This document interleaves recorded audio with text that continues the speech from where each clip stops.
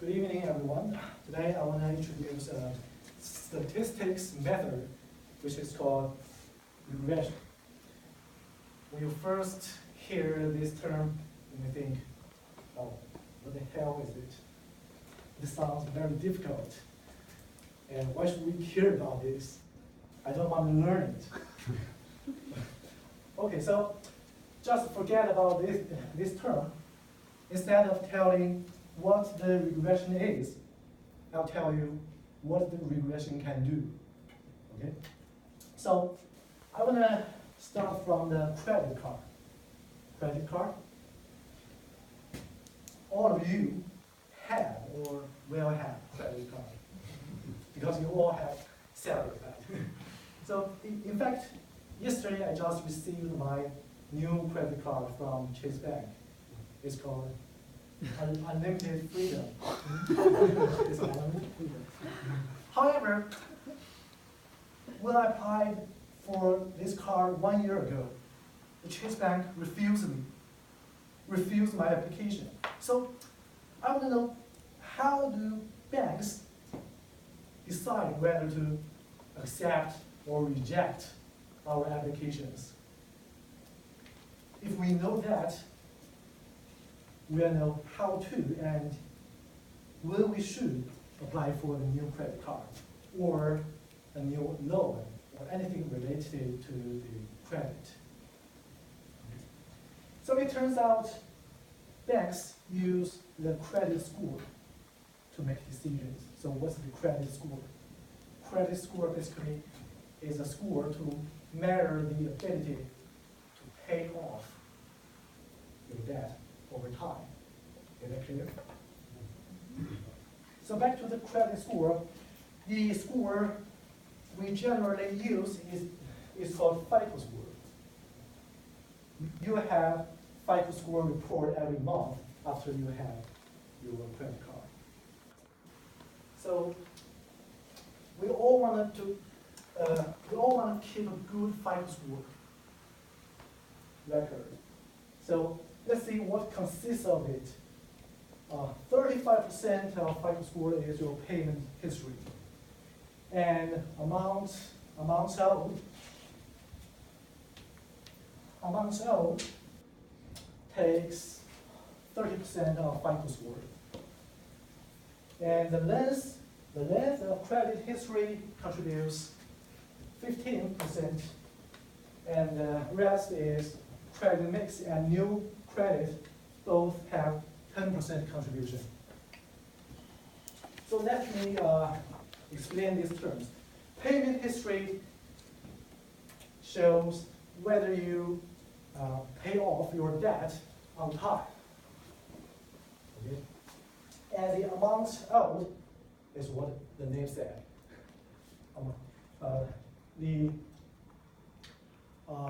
Is the number or the amounts of your current debt. Okay? So the length of credit history, well, this is about how long your credit accounts have been established. Okay? And the credit mix describes the number of your current loans, including student loans, car loans, or your credit card loans. And last is new credit. New credit means how many credit accounts you have now. Any question about these terms, these components? Okay. Excuse me, the amounts owed contributes to percentage of your score. You mean the more money you owe to the bank, you have more score? No, you have less score because it represents the more risk you have. The more risk the bank will have. So it shouldn't be minus 30%? Okay, amounts owed is not the amount. It's, let's see, we first score each term. Yeah. From 0 to 100 and weight these scores to the final score. Okay, is that clear?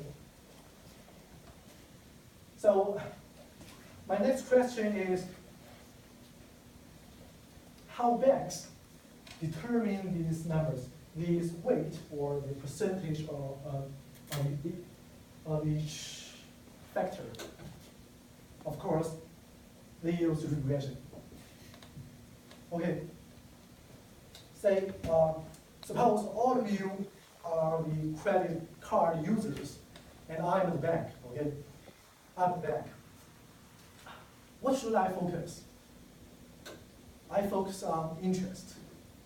How much money can I get from you guys, right? So, for each user, say, Makoto, I earn $100 from you this year. And so, basically, for me, the FICO score is not just a credit score, right? For me, it's the bank's interest.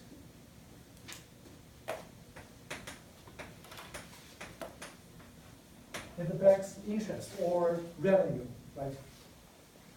So, take the Makoto, for example. I earn $100 from him this year, and the rest of his information is following. Say, his payment history is perfect. That means he never paid off his debt after the due date. Okay? And say, the score of amount owed is 60 for Makoto. That means Makoto loves spending money much. Okay. So suppose the left score is all of 80 score. So we now have the information of one user, right? So the banks have thousands of users' information, and the bank should use this information, this data, and the regression method to determine the weight, to determine the numbers for each factors, So basically, the more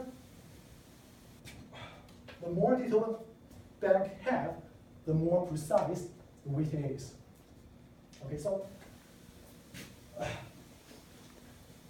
in conclusion, regression is just a method to find the weight for each factor, right? So it's very simple. For this model, it's very simple, but I think the bank's model is more complicated, but those models are the same in nature.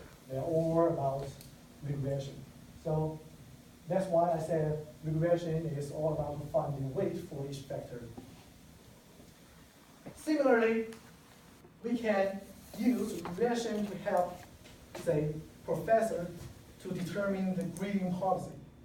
Let's say the homework is 10%, the midterm takes 30%. We can use this method to determine the weight for each factor.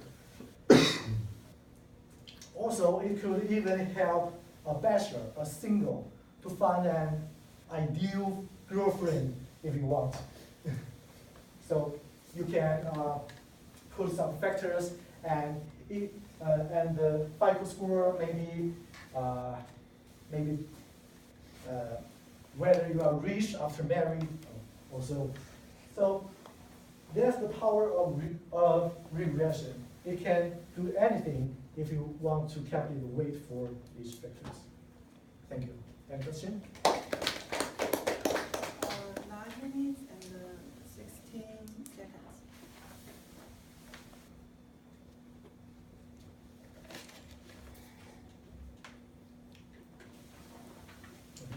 Yeah, in FICO score regression, FICO Okay. score regression, what will be optimized, maximized to determine the weights for each Well, factor? basically, I don't want to tell the specific method to calculate this score. I just want I just want you to know that what the regression can do. So if you want to know how the maximum or minimum have to have the optional weight, right? You can ask me after this class. Okay, so basically, I guess Mhm. the possibility of bankrupt or something is will be calculated based on our history of many customers. Is that correct? Yeah, Is that right? Yeah. So it's just a simple scratch. So the y-axis is the interest, and the x-axis represents the I just pick one randomly, amount owed. So you could have a lot of data, a lot of user status. So you may choose a best line to cross these data, and the slope will be the weight. Thank you. Any question? So, do different banks have different systems of calculating the credit score? Yes, but we most focus on FICO score. See, my Chase application said my Chase credit score is 700. I don't remember. Say 710. But the FICO score is another one. We usually we don't look at the Chase application score. It doesn't matter with others. So like insurance companies, like car loans, the banks, insurance companies, and other companies usually look at the FICO score. Question?